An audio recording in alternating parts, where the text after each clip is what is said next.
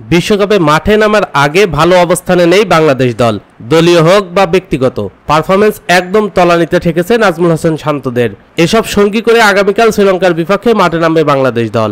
বিশ্বকাপে নিজেদের প্রথম ম্যাচ খেলতে নামার আগে প্রতিপক্ষ নয়, বরং নিজেদের সমর্থকদের নিয়ে ভাবছেন বাংলাদেশ অধিনায়ক। ম্যাচ পূর্ববর্তী আনুষ্ঠানিক সংবাদ সম্মেলনে নাজমুল হাসান শান্ত বলেন, সবসময় তো সমর্থকদের প্রত্যাশা থাকে এবং সবাই চাই আমরা ভালো ক্রিকেট খেলি, সেই জায়গাটা থাকবে এবং আমরাও চাই আমরা কত ভালো ক্রিকেট খেলে বাংলাদেশের মানুষদের একটি ভালো ম্যাচ উপহার দিতে পারি। কিন্তু গুরুত্বপূর্ণ হলো আমরা কিভাবে ওই ম্যাচটাতে আমাদের পরিকল্পনা ব্যবহার করছি এবং আমাদের যে শক্তি আছে সেটা অনুযায়ী খেলছি কিনা। শ্রীলঙ্কার বিপক্ষে পরিসংখ্যান সুখকর নয় বাংলাদেশের। টি-20তে আগের মুখোমুখি 15 দেখায় মাত্র 5 জয় লাল সবুজের প্রতিনিধিদের।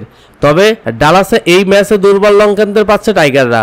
নিজেদের প্রথম ম্যাচে দক্ষিণ আফ্রিকার বিপক্ষে হারের ক্ষত এখনো শুকানোর কথা নয় ওয়ানিন্দু হাসারাঙ্গাদের। এসব মাথায় থাকলেও প্রতিপক্ষকে নিয়ে বেশি ভাবতে চান না বাংলাদেশ অধিনায়ক। আমরা এটা ভাবছি না যে তারা কি ভাবছে বা তাদের মাথায় কি চলছে, আমরা আমাদেরকে নিয়ে ভাবছি এবং কিভাবে নিজেদের শক্তি অনুযায়ী খেলতে পারি। হ্যাঁ, তাদের হয়তো ম্যাচটা ভালো যায়নি, কিন্তু তারা কি অনুভব করছে সেটা নিয়ে ভাবছি না। এই ম্যাচের আগে বাংলাদেশ দলের জন্য সব থেকে বেশি দুশ্চিন্তার কারণ টপ অর্ডার। অধিনায়ক নাজমুল নিজেও রান পাচ্ছেন না। সৌম্য সরকার, লিটন দাসের ব্যাট অনেকদিন ধরেই কথা বলছে না। আত্মবিশ্বাসের সিট ধরেছে মিডল অর্ডারেও। সাকিব আল হাসান, মাহমুদুল্লাহরা এক ম্যাচে রান করছে তো পরের ম্যাচে থিতু হওয়ার আগেই ফিরছেন।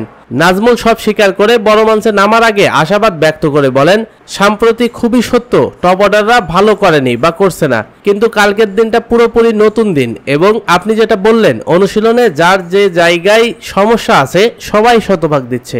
দলীয় অনুশীলন দেখেই এমন আশা নাজমুলের। অবশ্যই আগের জায়গা থেকে সবাই ভালো অবস্থায় আছে। অনুশীলন দেখে বা নেটে ব্যাটিং করেছি, সবাই তাতে মনে হয়েছে আগের থেকে ভালো অবস্থায় আছে। আগে কি হয়েছে এটা চিন্তা না করে কালকে একটা নতুন দিন। কালকে আমরা কেউই জানি না কে ভালো খেলবে কে খারাপ খেলবে। নতুন দিনটাই আমার মনে হয় যে থিতু হবে, ভালো শুরু করবে, তার খুব বড় দায়িত্ব খেলাটা কিভাবে শেষ করবে।